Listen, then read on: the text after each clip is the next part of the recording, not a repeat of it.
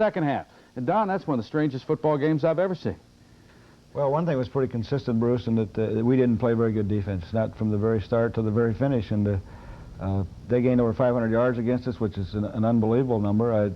It's really hard to believe that anybody could take apart our defense like they did.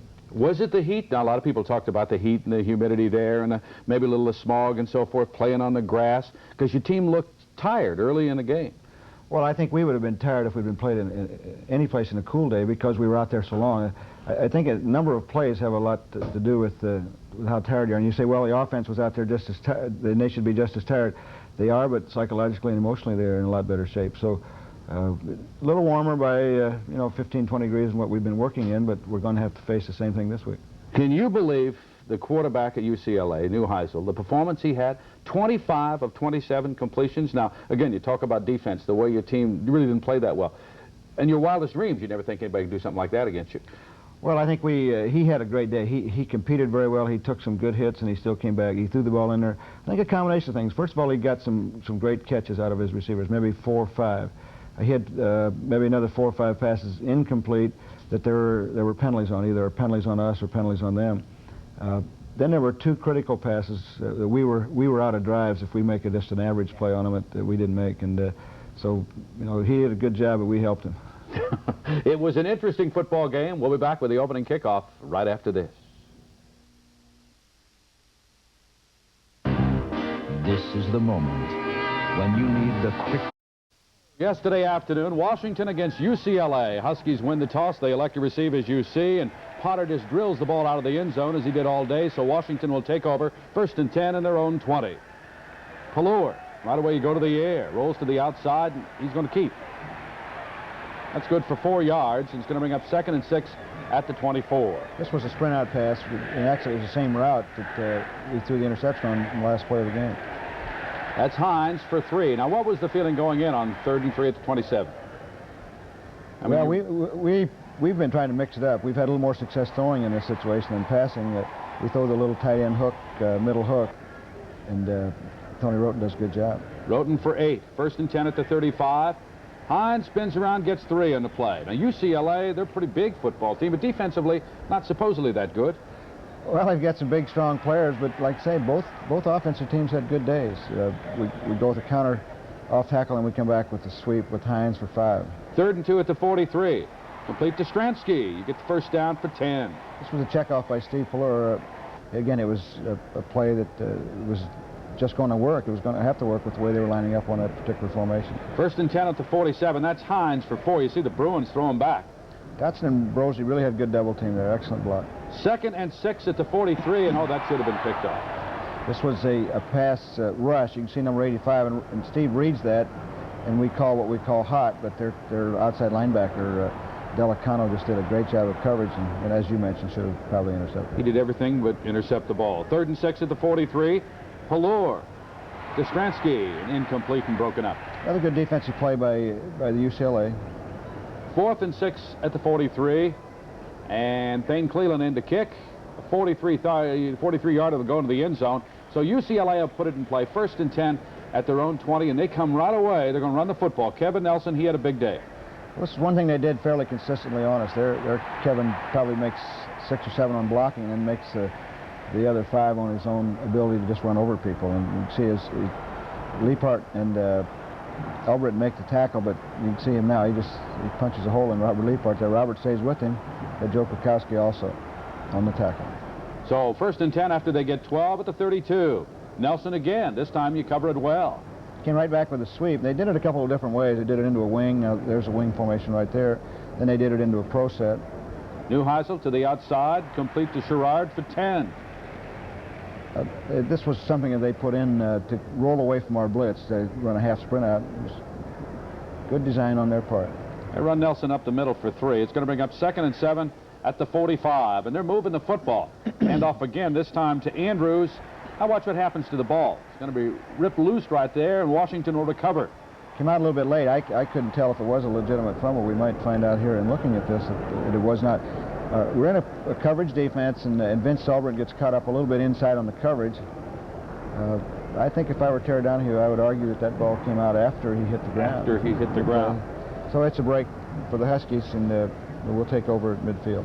Washington first and 10 at the 49. Pallure to Tony Roten. That's good for 9 yards, just short of the first down. It's a crossing route off play action. Second and 1 at the 42. Walt Hunt to the outside. Well, you could see the outside linebacker for UCLA just pinched down, and Dotson and Roten did a good job of cutting them off, and Walt took it outside. Gets the first down. Here comes Sterling Hines, and boy, there's nothing there. This was an off-tackle play, designed to go off-tackle, but nothing there. Sterling just tried to get outside, make something out of it. Pallure going long to Danny Green. You're going go for all of it right there. Automatic. This was an automatic play. They had a blitz up, and Steve read it, Danny Green read it, so this was just what we call a side adjustment play. Flip to the outside to Hines on the screen. It'll be good for 5, and it looked for a while like it was going to be, more than 5 yards. Yeah, they did a good job of recovery. Screen play, you're just back in your zones. You've got to come like the gangbusters to react to the ball when it's thrown. Now there's a field goal, a 48-yarder by Jeff Jaeger.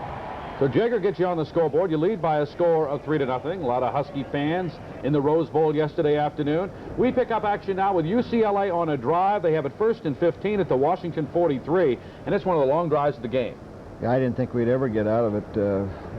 Finally, I guess they had to get in the end zone almost just to get the ball back. But Madsen made a tackle on the first play. It was a counter play. There's Neuheisel to Andrews for 2, and Jimmy Rogers on the tackle. 3rd and 9 at the 37. Third down play again, and you see the Young for 10 and the first down. Now we're playing a lot of zones. We're trying to sit back there and read the quarterback and see if we can just get some interceptions. And this is the thing that there's not enough pressure on him, and there's nobody around him. And we're not in great coverage. Of course, we've only got 4 underneath coverage people in that particular scheme, so there are a lot of holes if they get that much time. First and 10 at the 27. Cephas for 4 for the right side. He's really pushed back, but they give the forward motion. Yeah, I was amazed they get 4 yards out of that play. Albritton made a tackle, but they come back and make up another 4 here on draw play. That's Tennell, that's the freshman. Meamber and Holmes on the tackle. 3rd and 2 at the 19. Wiley over the right side and fights his way for a first down to the 15 after getting 4. So the Bruins on the move. Stuart Hill on that tackle. They come back off tackle, and we get a break here. There's a definite holding penalty. We had Dean Browning on an inside charge, and they just tackled him. Madsen made a tackle. 2nd and 7 now at the 12. That's a good pass. And we go back to zone, thinking again we're not going to give up on any of our defenses or schemes right here. It's a play action pass, but he's got the time, not enough pressure, and he just find the holes. That's to Sherrard for 13. Now the ball gets down to the 12. That was back on the 25 for that play. Now it's 2nd and 7 at the 12. And here will come Nelson. And he'll just bust through there for 7 yards, and it looks like they're going to score with time running out here in the halftime for one more play. On 1st and goal at the 4, they will pitch it to the outside and very, very close to the goal line. It looks like UCLA is going to score a touchdown. Husky fans around saying, wait a minute, what in the world's happened to the defense here? Did UCLA do anything in that first quarter that you didn't expect?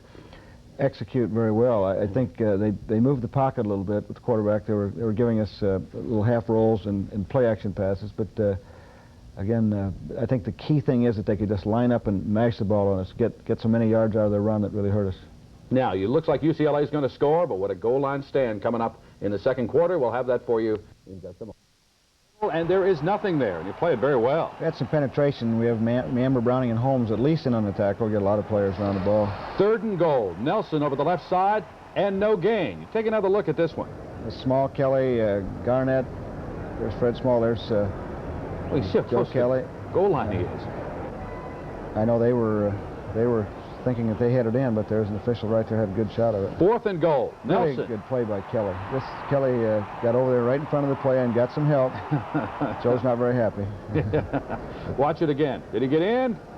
No, the ball didn't get in the end zone. J.C. Pearson there and Vince Albritton. Did it surprise you that they decided to go for the touchdown? Not when you're within inches.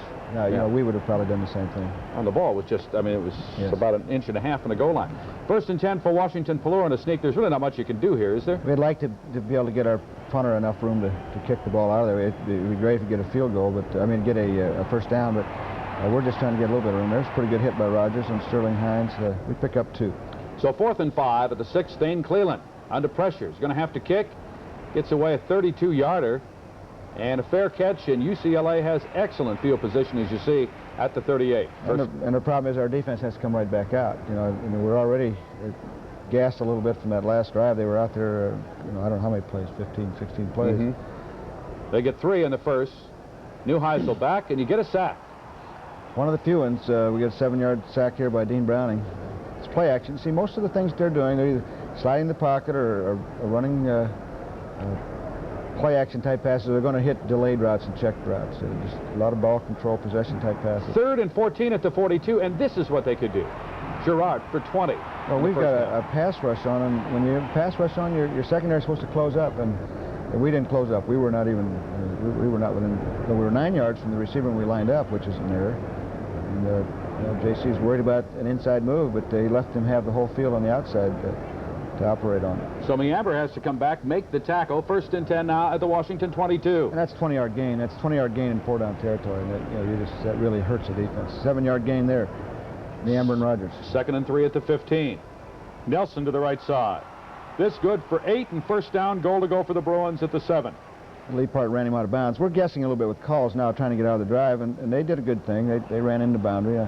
There's Scott Garnett stopping a play there. That was to Wiley. The middle. 2nd and goal at the 7. Safest for 4 yards here. It's a counter play, and Lee Part Small made a pretty good stop on it. So 3rd and goal at the 3. Andrews, this time for 2. I couldn't believe they didn't throw the ball down here. The guy was on well, they've had so much success running. I think they believe that they could still throw. And of course, they come back this time the 4th and 1 and felt as though they had to get a field goal. I think that would have given us a great lift if we could have held them 2 times down here. Oh, yes. So the score tied 3-3 this middle of the 2nd quarter. You see the crowd of over 60,000 on hand yesterday. Now, they exchange kicks. Nothing happens. Pickup action now late in the quarter. Pallure back to throw on 1st and 10 back at the 19. That's to Danny Green for 18 yards. It's a great throw. You see Steve standing in there, real calm, and he knows his protection's about ready to run out. Gets bumped just as he throws, but it's a wobbly pass, but Danny does a good job of holding on. Ball hits his helmet, goes up, and it comes back. Great concentration. It really is. That was a fine play by Danny. 1st and 10 at the 37. And it was questioned, I know, in the press box whether the ball hit the ground, but you can see there it didn't. Hines up the middle for 8 yards. We're running about the same play there. That's a counter off tackle. Roten and Brosey had good blocks. 8-yard gain. 2nd and 2 at the 45. Question. Pallure throws. Now, what happened here? See, the ball was called incomplete to Stransky. Well, David stepped out. Now, if they push you out, you're allowed to come back in and catch the ball, but he was not pushed out. So he put 1 foot out of bounds and came back in. Came back in. You can't do that. Illegal receiver. Pallure back. He's going to be sacked this time by Moore and Delicano. 6-yard loss. You can see the play here again. They've got good. He almost gets away. Good rush. They got a man free, then they've got pretty good coverage. So there's not much Steve can do there. So with the score tied 3-3, Washington's going to have to give it up. 4th and 8 at the 39. Get a real bad snap. Yeah, get a high snap, and Thane's just fortunate to get that ball out of there. It's only a 25-yard kick, but again, I think we have to go back and be critical of the snap. 1st and 10 now at the 36. Neuheisel. This complete to Bergman for 9. Bergman had a good day. He's a very good tight end. He's as good as any tight end we've played against. 2nd and 1 at the 45. Nelson for 4 in the 1st down. Hill and Kelly on the tackle. Now they're looking at the clock because it's about 1:13 to go and a half. 1st and 10 at the 49, as we'd mentioned. The outside to Nelson, he'll step out of bounds. Yeah, they're controlling the clock very well and doing a better job than I thought they could. I thought if we could get them into predictable passing situations, we'd have a good chance against them. But see, they're dumping off. There's a 3-yard gain. Now there's just a little tailback check, and that's for 11, and that's got to be held to 5 if you're going to be kind of a defense team. You see right over the middle. See, now we got to react up. It completes that 2 or 3 yards from line of scrimmage.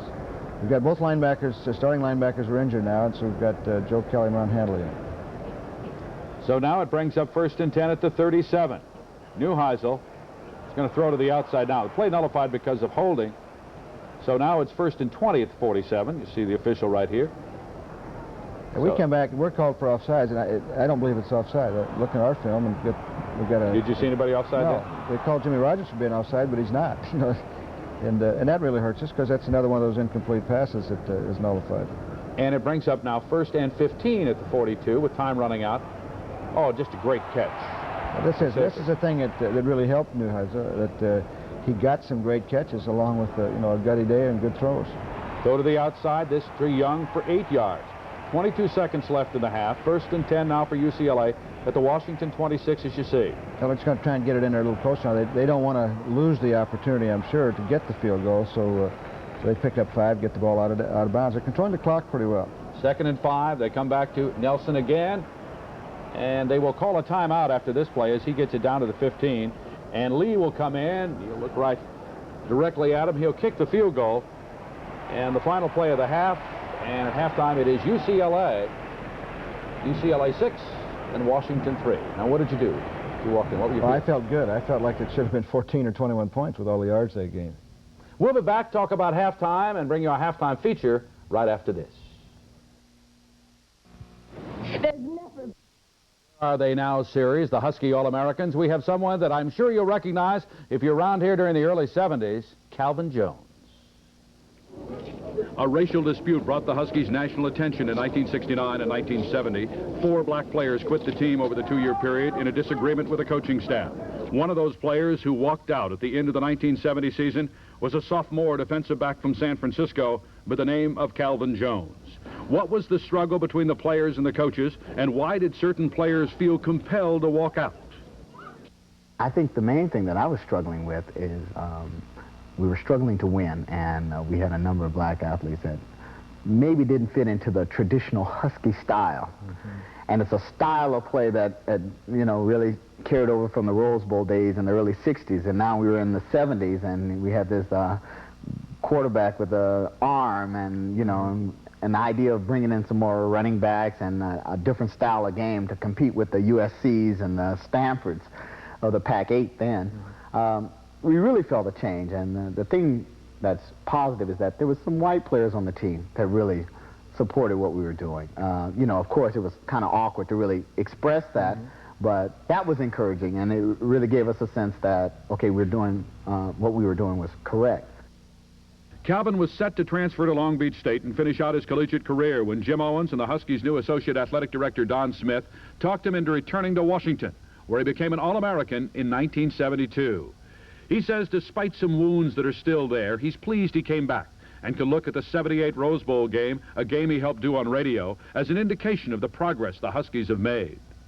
Black quarterback, right. Warren Moon, throwing to a black wide receiver, and not so much that they were just black players, but to see in key positions, things that we argue was a point of tension, that in the key position, you had black ball players playing closely with white ball players and respecting each other.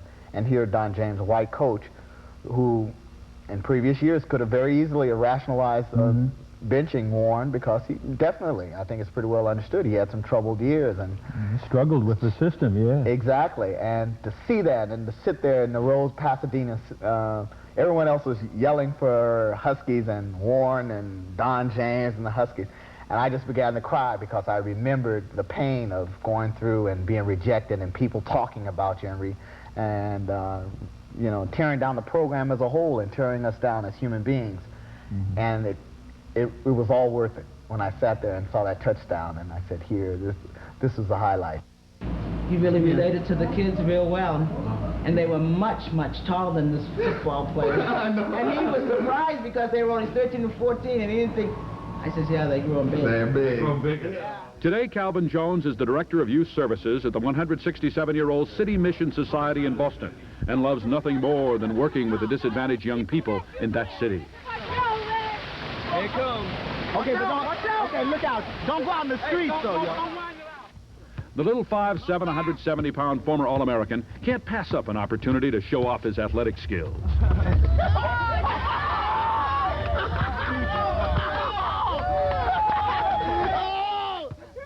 Calvin Jones graduated this last year from the Harvard Divinity School in Cambridge and is now a minister. You know, you only get invited to go to Harvard once in a life, and the old ex-ball player, Joe Bell, used to play with me at the University of Washington, was teasing Roberto Jordan, another teammate, and they said, guess what, man? What? Calvin got into Harvard. He said, what? He said, yeah, they're letting everybody in. Calvin grew up in a religious family. His father is the minister of the largest Baptist church in San Francisco. Needless to say, his father is pleased with his decision to join the ministry, although he says that his father put very little direct pressure on him to follow in his footsteps. Actually, he was very shrewd about it. He never talked about me being a minister and growing up. There was the built-in pressure at my father's church that I was Calvin Jr., so Calvin Jr. naturally was supposed to grow and be a minister. And but outside of that kind of environmental pressure, he never directly said go into the ministry. But once I accepted what I call the call to the ministry, he supported me, and he pushed for the education. He said, next to God is education. I had that ring in my ears. But football, along with education, has always been an important part of Calvin Jones's life. He's always had to prove that a little guy 5'7" can make it. So how important was it for him to be named an All-American? For about a year or so after I left college, I kind of downplayed it. Oh, no big deal.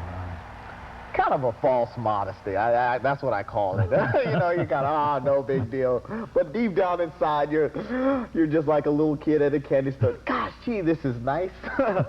And so now I appreciate it. And then, you know, I still remember going on the Bob Hope show when all the stars. Because I think back, I felt that my pro career gave me a chance to further my aspirations and dreams. But that All-American, it kind of capped the college days, and that's something they can't take away from you, you know. And so I get excited. I throw it on my resume when necessary.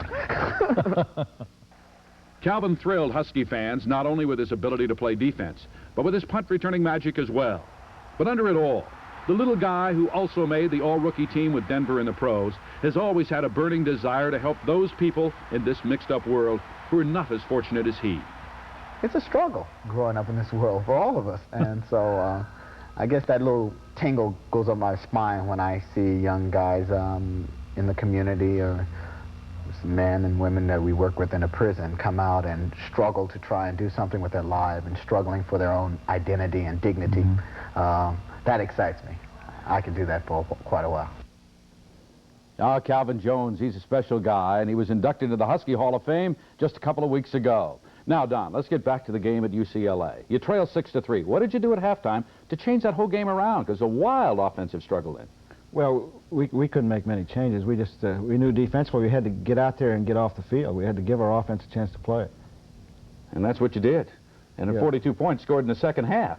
Yeah, we you know, we didn't play great defense. I thought we played a little better in the third quarter, but the key thing is that our offense kept us in there. So we'll be back with the second half kickoff and more Husky football right after UCLA and try to stop them. Jagger gives you a good kick. He kicks it 9 yards deep in the end zone. 1st and 10 for the Bruins at their own 20. Did they do anything differently? No, I think they've pretty well declared what they're going to do. And the thing that they did do is mix it up. You know, they were going a 2 tight end offense, 3 tight end offense. There's a play action, sprint out. And some of the rushes that we had in were just not going to be effective against those types of plays. That was good for 17 yards.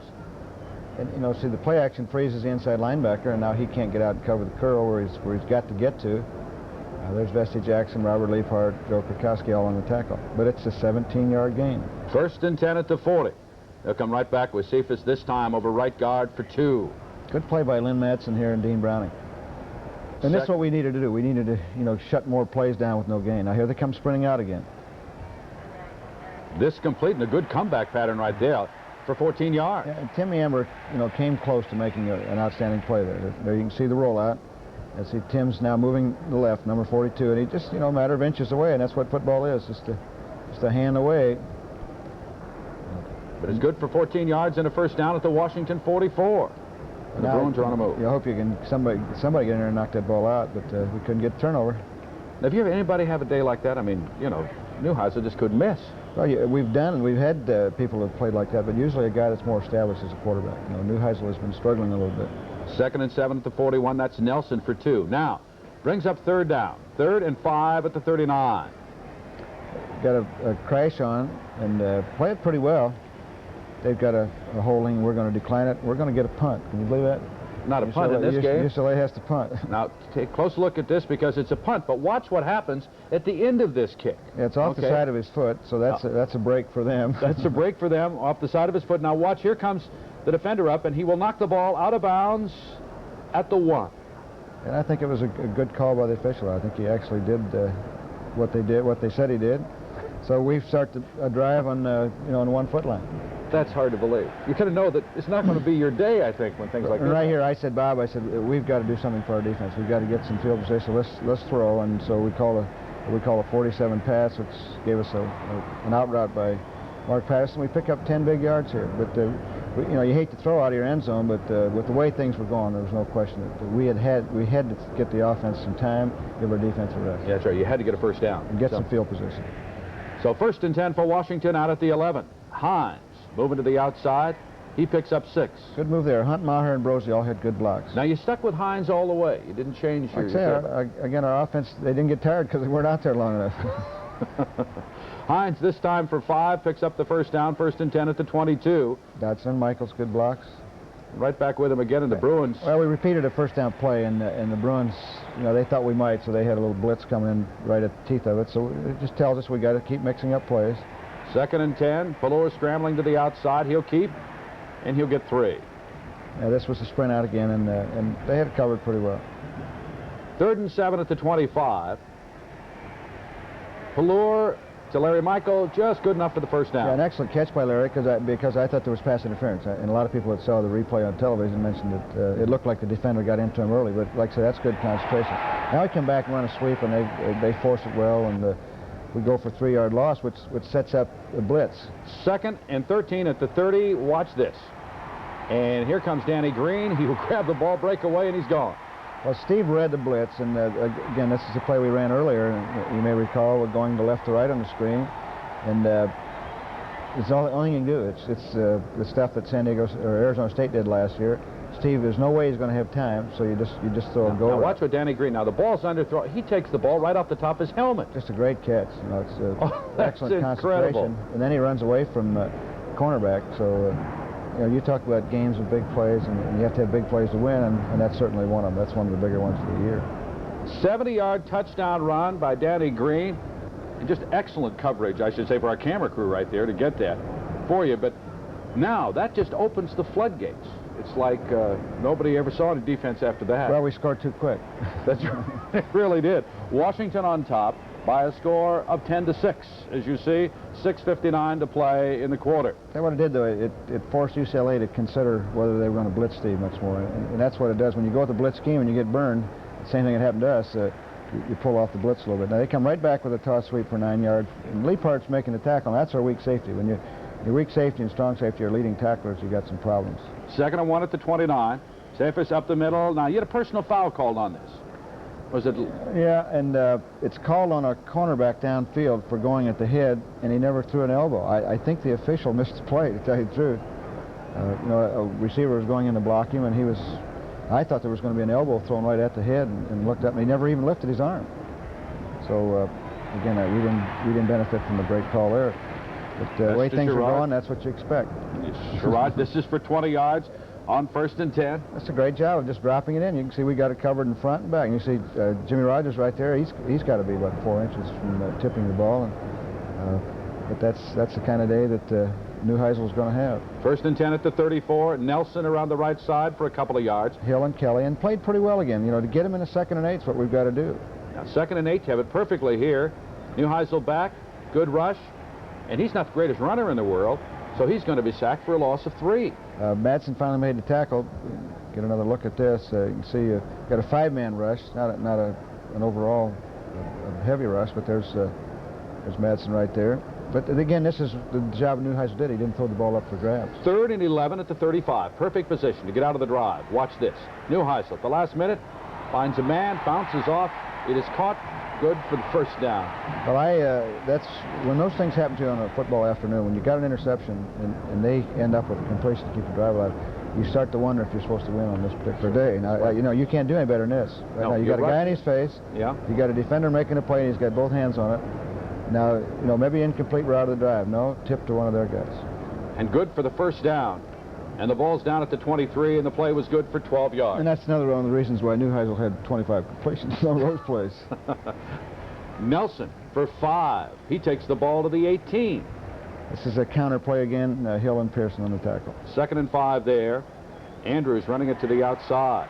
He'll take it down to the 10. Good for 8 yards. And we had everything loaded up defensively to go to the field, and they did a good job of coming back into the boundary. They really caught us. Now 1st and goal at the 10, and you hold them for only 1. That's safest. But again, your defense just on the field for a long time. It's tough to play down here. We're going to get pretty good. Now we've got another blitz, and they run away from the blitz again. We're just fortunate defensively that we didn't get killed on a couple of these plays, but Leapart and Hill cover us up. So 3rd and goal at the 10 after a penalty against UCLA. Back to throw, throws, touchdown. This is an incredible play. We couldn't be in a better coverage, and we got a cornerback that forgot who his man was. Just absolutely forgot to cover. And we got everybody else covered. We're going to get the blitz right here. See, right there, you got 2 players, and now we're not even close to the guy we're supposed to be covering. And all we got to do is look at it. They add the extra point, and at the end of the 3rd quarter, it is UCLA 13 and Washington 10. And that was some kind of quarter, but gee, frustrating. Well, at most right there, that give them credit. I think they deserved 3, but well, maybe not any because we had an interception. But 2 really critical plays right there in that drive. Unbelievable 4th quarter coming up. We'll be right back. Coverage man was in pretty good shape, but he slipped a little bit when the ball was in the air. Now Pallure threw for over 300 yards in the ball game and had a brilliant day throwing the football. Yeah, I thought he just did a great job, kept us in the game, made good reads. Without a doubt, one of his better days, I think, of his career. 1st and 10 at the 13. Pallure back, takes the time, spots Patterson over the middle, complete for a touchdown. And that's just a great throw and catch. This was a play-action pass. You see him faking there to Sterling. But he really put some RPMs on this ball. He really had to zing it in there. It's to Patterson, and you had Rogers coming across the other way. Got him going against the grain and threw underneath him. So Washington back on top. They'll add the extra point. Jager's kick is good, and 29 seconds into the 4th quarter, it is Washington 17 and UCLA 13. And it's a wild Husky 4th fans quarter. Coming alive right now. But, we've still got to get out of drives. We just can't let them. The ball was kicked into the end zone. Pick up action 1st and 10 at the 20. Nelson for 2. Good first down play. Holmes, Madsen, Small all in on it. 2nd and 8. Neuheisel scrambling to the outside. Now again, he doesn't run very well. He's going to keep it this time and get 5. Good hit by Bessie Jackson, but we lost contain there, and he should not be out there. He should not gain 5 yards on a rollback like that. But 3rd and 3 at the 27. Neuheisel back to throw. Just a great catch. An excellent catch, and actually what happened, we were in man-to-man coverage, and Vince Albritton was picked off by the umpire. Watch him right there. You can just see the Bergman scrape him off with the umpire. And it's a excellent play by their tight end. A lot of tight ends understand that they can do that on man coverage. There's nothing illegal about it. Just a great play, and you can't blame the umpire either. And he made just a great catch too. Yes, he did. There, safest for 7. Just fights for the yardage. Well, they've got some excellent backs, and they're all going good right now. They've really picked it up the last few weeks. 2nd and 3 at the 42. Andrews breaks it for 10, and they're on the move. Albritton on a tackle, and not a good defensive play on our part, just not getting off the blocks. 1st and 10 at the Washington 48. Neuheisel going to be hit just as he throws. It is complete, and what a hit there. Well, it's a real contact game, and you can see a great hit by Vince Albritton, and also, as you mentioned, Neuheisel got hit hard, and he just keeps coming back. He keeps throwing strikes. This good for 18 yards to Young. We had pressure on there. We were in man-to-man, and again, we just could not get the coverage. 1st and 10 at the 27. They were out executing us. Nelson for 8. Now, is it momentum here? Is that what does it? I think now it's starting to be a little bit of fatigue, and 2nd and 2. And we come back and get a fairly good play. It's good for 6. 1st and 10 at the 13 now for UCLA. Here comes Safus. Pretty good hole. Breaks the tackle and goes in to score. This was not a good play. We're not getting off blocks, and you can see keep the right side of the lineup. Here's the hole. We got a crash. We got people coming down from that side, and we didn't get down. They cut us off, did a good job. Now their offensive line played very well. I thought they did an excellent job. They really did. I thought, again, they've been coming along. They've always had good lines. I think UCLA's always had good offensive lines, but I think now their offensive line is playing up to the capabilities of their running backs. A concerned man on the sideline right there with UCLA leading 20-17. They kick the ball in the end zone. Washington gets it 1st and 10 at their own 20. Got a bootleg waggle type pass, and they're all covered, so Steve keeps it for 1 yard gain. 2nd and 9 at the 21. Hines, big run of the day for him, 17 yards. That's a sprint draw, and Ernestine and Mallory just made outstanding blocks. And they had a little twist on. You watch the twist right there. They're the two linemen, and we picked up number 81, and there was a lot of running room now. Now it's a one-on-one battle out there. You get some help. But that's a big play for us. It's a big 17-yard gain. We're going to come back with another big gain here on 1st down. 1st and 10 at the 38. Pallur, Dostransky to the outside, and he's all alone. That's good for 15. Read a coverage. They were back rotating. In other words, they were rotating into our split end, and that's to the screen's left. Now there's just a wide open flat out there that they've got no coverage. Steve knew it, Dave knew it, and good execution. Good call. Dostransky had 4 catches in the day. Now he goes down on his shoulder, and he stayed down for a little bit and looked like he'd really hurt it, but it seemed to be okay after. Well, he got the wind knocked out earlier, and he came down on that shoulder, and it's just a little bit sore now. 1st and 10 at the 47. That was Hines picking up 5. Things are going pretty good for us. There's a little counter play. This is going to be good for 8 to Danny Green. Another check. Read the coverage and just did an excellent job by Steve and Danny. An 8-yard gain. Now your team's excited now because they got something going. Well, Hunt up the middle for 4. Offensively, we felt like we could do it, and I think their offense probably had the same feeling. 2nd and 6 at the 30. Hines running to the outside. And he just stays on his feet longer than a lot of people thought he would and picks up 4. 4 and good play by Sterling. 3rd and 2 at the 26. Need the 1st down. Pallur keeps. Now, is this broken play? No, this is a little option play we have in. We don't run it much, but it's good goal line, short yardage play for us. We got the 1st down. 1st and 10 at the 24. Pallur throwing. Dostransky makes a great catch. Again, they're running a lot of 2 deep, and Steve's just doing a good job of picking the middle of that 2 deep. See, you got a corner out down here to the left of the screen. Now there comes David right in the middle between the two safeties. There's Rogers right there. And that sets up a great field position, 1st down on the 2-yard line. 1st and goal, Pallur, and that'll play again. Yeah, ran the option play again. And we didn't have much intention to pitch it there, just trying to come off a good fake. 2nd and goal at the 1, and Hunt dives over the middle, and no way you're going to keep him out of the end zone. Great second effort by Walt. Walt had some knee injury problems last week and missed a lot of work, but he came to play on game day. He certainly did. And Washington now takes the lead. As Hunt scores, as you see, Jagger will add the extra point. You couldn't miss an extra point in this game. That could be the deciding factor. Yeah, we had the advantage. We had the 4-point edge when we would score. They only had the 3-point when they would score. So now, under 6 minutes to play, this is the time you have to stop them, and this is the time I thought your defense would. Well, we get a break here. They clip on this kickoff return, and it's a legitimate call. See it right there, and so we get an excellent opportunity. We put them back to the 8-yard line, and they're going to throw a 36-yard pass, which I think won the ball game. I really do. This is an incredible play that we're in 3 deep zone, and we can't stop this play. He's looking all the way at the split end. He throws it right down the middle, and unbelievable. If people can do that to us, we won't win another game. It's just that simple. Here, you get a look at it again. This is Neuheisel here. You can throw it right down the middle for 36 yards. Yeah, if that's a 2 deep zone or a man-to-man, that's one thing. But we're in pretty good shape. The key thing there is, one defender coming in from the left didn't play the ball. Should have gone for the interception. It's one of those, let the other guy do it, and that doesn't work.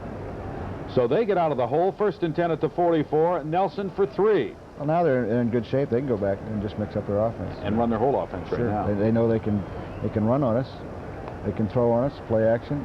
Neuheisel, time to throw. This one's going to be good for 17 yards. You make it 15. And another 1st down. As UCLA is just moving down the field with Washington leading 24-20, and everybody knows that whoever wins this game has the inside track to the Rose Bowl. Did a good play there. Joe Kelly and Lynn Madsen. 2nd and 10 at the 38. We go back to a little tailback check route. See him checking out right out of the backfield. Now, again, come up and keep that to a 5-yard gain. What do we do? Good for 13. Good for 13. Where Collins makes a tackle. Again, those linebackers have got to get those plays. 1st and 10 at the 25. Andrews for 4. So Kelly makes a tackle. It brings up 2nd and 6 at the 36 now. To make it. They had a penalty in there, I guess, after a timeout. Now ball can't get back to the 36, no matter what it says here. 3rd and 3 at the 18 is what it's going to be. And UCLA takes a timeout. They will call on Nelson to pick up the first down. He gets only 2. String it out, but it sets up 4th and 1. And, now, if you're going to win a football game, you're going to have to stop him here. And they're going to pick up 11 yards on an off-tackle play. Nelson. Oh, big hole. Good for 11 yards. And those are the plays that get you. You know, if you can't make a play here, someplace in this drive, you got to get out of it. That was the place, but you know, we're not even close to getting out of it. I think I read something afterwards where UCLA felt that they could run against you. Well, it was obvious they did. And they did very well. Throw against us. And throw against you. Kick extra points, field goals, whatever they wanted to do, they were able to do. Safest to the outside, breaks the tackle, goes in to score. And you see the Bruin fans, they're going to go wild because the Bruins have really been coming back, as you mentioned.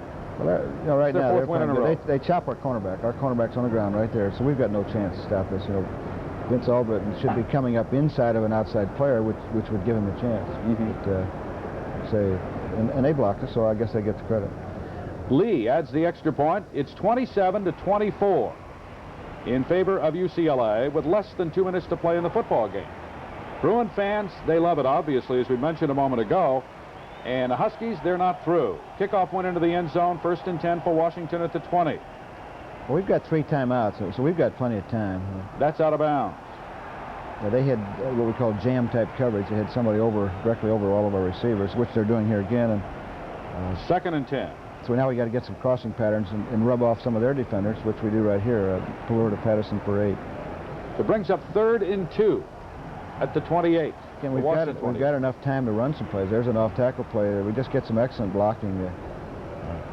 Pulling guard, Rick Mowry out in front of that. See Mowry. There's Walt Hunt getting a good block there. Just like I say, an excellent hole. Here comes Rogers up to make the play, and Hines runs right by him. Yeah, good move by Sterling. So now it's 1st and 10 at the 39, 1:21 to go in the ball game. And Pallure back to throw again. And he's going to keep this time and pick up 1. Well, he's trying to really protect the football, not throw it upfield if there's nothing there. So 2nd and 9 at the 40.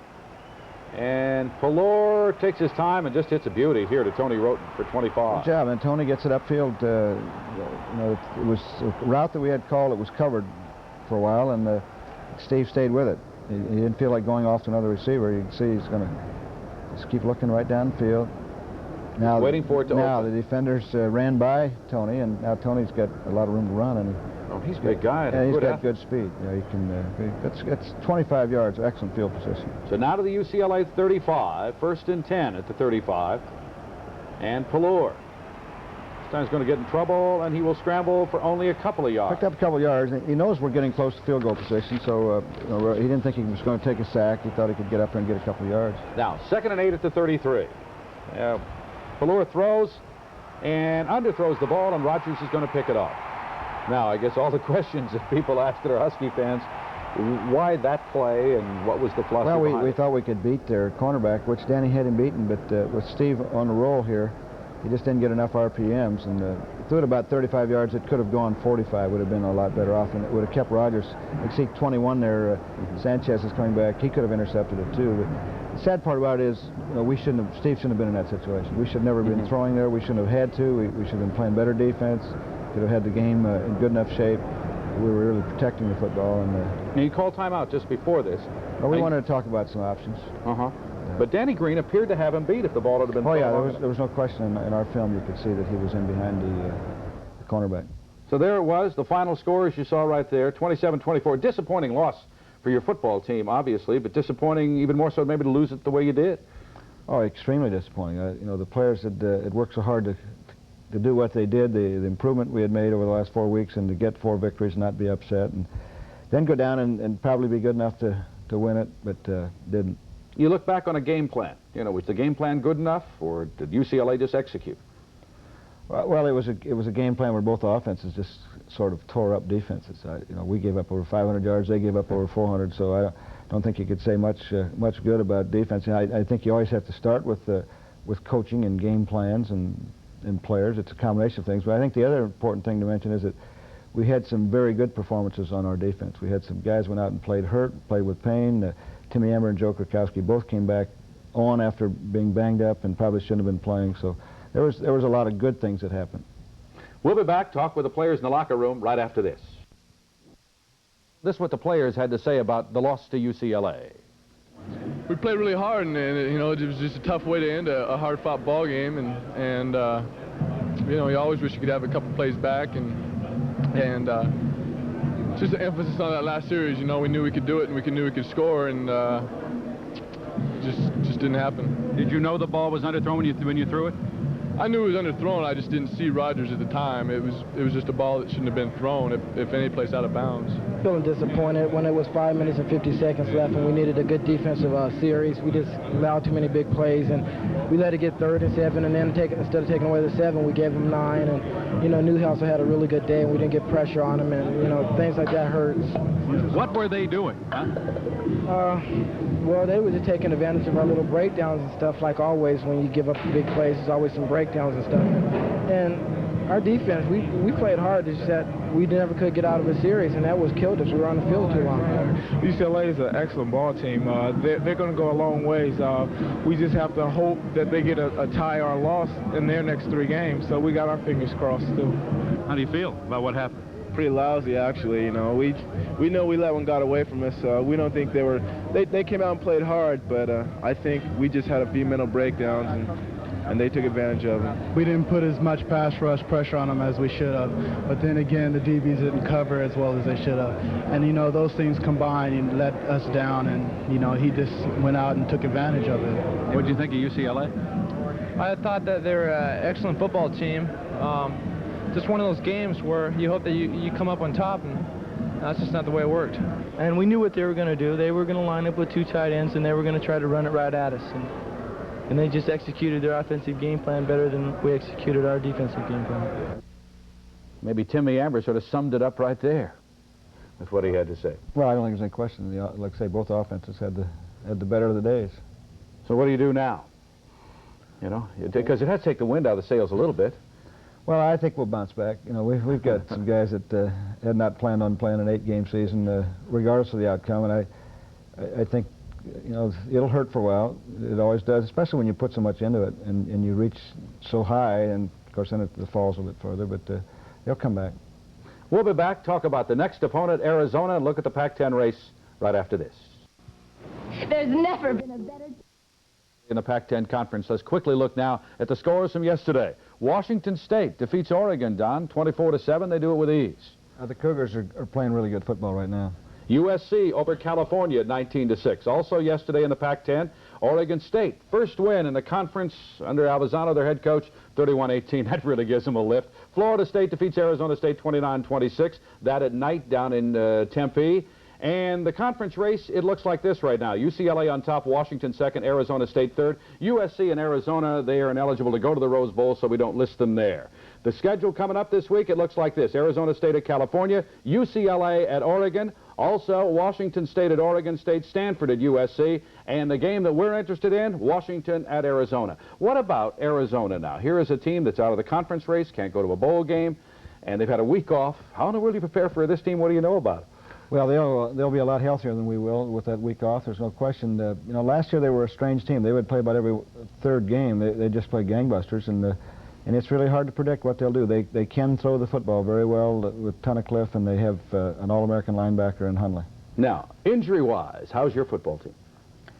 Well, at this point, I would guess that everybody that played against UCLA could play this week. We're going to have some bruised players that miss some practice, but we'll just have to.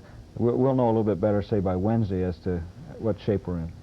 The Huskies against Arizona next week. For Don James, I'm Bruce King. Good afternoon.